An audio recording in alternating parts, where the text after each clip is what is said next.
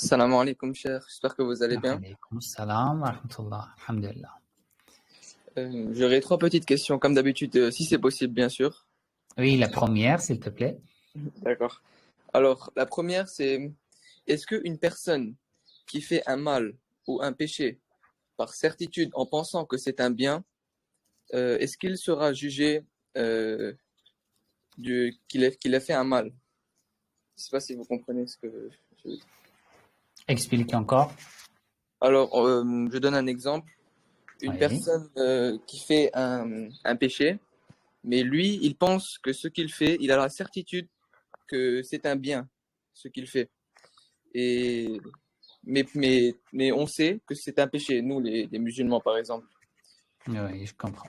D'accord, j'ai bien compris. Alors, concernant ce sujet, nous devons catégoriser les actes. Les actes qui D'accord. concernent notre relation avec Allah, les actes qui concernent notre relation avec nous-mêmes, les actes qui concernent notre relation avec la création, les créatures d'Allah. Par rapport aux actes qui concernent notre relation avec Allah,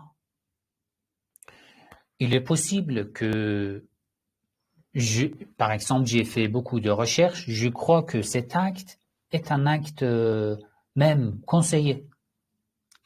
Si je le fais, j'aurai beaucoup de récompenses. Je le fais, et je le fais régulièrement. Alors qu'en réalité,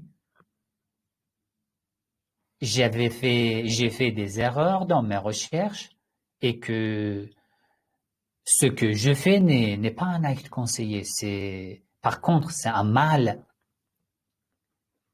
C'est un mal et cet acte aura beaucoup d'effets négatifs sur mon âme, par exemple, ou dans ma relation avec Allah.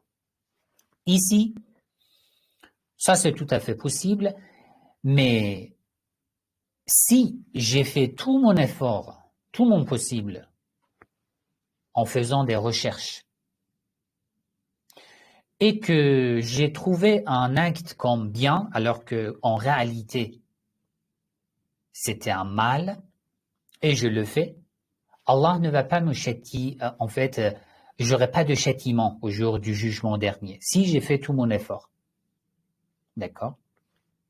Mais non, si par exemple j'ai vu que dans les réseaux sociaux, une personne a posté, oui, cet acte est un acte très recommandé, même obligatoire. Je dis, ah bon, c'est très bien, alors je le fais. Mais ce n'est pas une recherche, d'accord?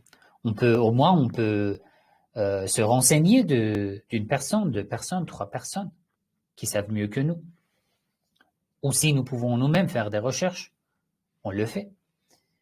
Alors, si nous avons fait assez de recherches et que nous sommes arrivés à une conclusion, une mauvaise conclusion, mais dans ce cas, Allah ne va pas nous donner des châtiments. Comme une personne qui a fait toutes ses recherches, mais elle n'est pas convaincue que l'islam est la vraie religion. Elle reste, par exemple, chrétienne. Mais elle a fait tout son possible.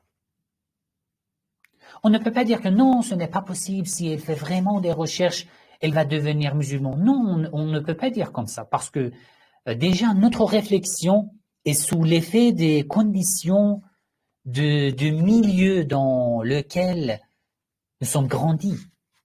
Même notre réflexion. Nous n'avons pas le droit de dire qu'aujourd'hui, avec les réseaux sociaux, l'Internet, ce n'est pas possible que l'homme fait des recherches et ne devient pas musulman. Non, c'est possible. Imaginez une personne qui a grandi dans une famille sunnite, une famille, on peut dire, salafiste, qui a la haine contre les chiites.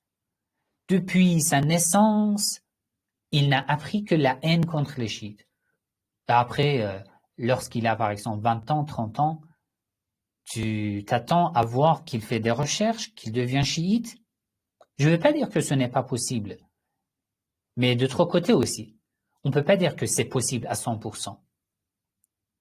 Il va nécessairement devenir chiite. Donc, si ceci concerne ma relation avec Allah, ma pratique à l'égard d'Allah, dans ce cas, si j'ai fait assez d'efforts, j'aurai pas de châtiment.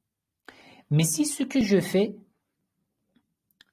est lié à ma relation avec les autres, avec les gens, le droit des gens, je suis en train de leur faire mal, porter préjudice, et mon entourage souffre de mon comportement, de ce que je crois comme vrai, alors que c'est un mal à l'égard de, bien sûr, dans ce cas, j'aurai un châtiment parce que c'est ma relation avec les gens. Et nous savons très bien, d'après les hadiths des Ahlul Bayt alayhim salam, que même si tu tombes en martyr dans le chemin de Dieu, Allah pardonnera tous tes péchés, mais il ne pardonnera pas le droit des gens. Si tu as fait un mal à l'égard des gens, Allah ne pardonnera pas, parce que c'est le droit des gens à l'égard de qui tu as fait mal. Sauf si ces gens-là, ces personnes-là te pardonnent. Si ils ne pardonnent pas, Allah ne te pardonnera pas. Voilà. C'est concernant ta première question.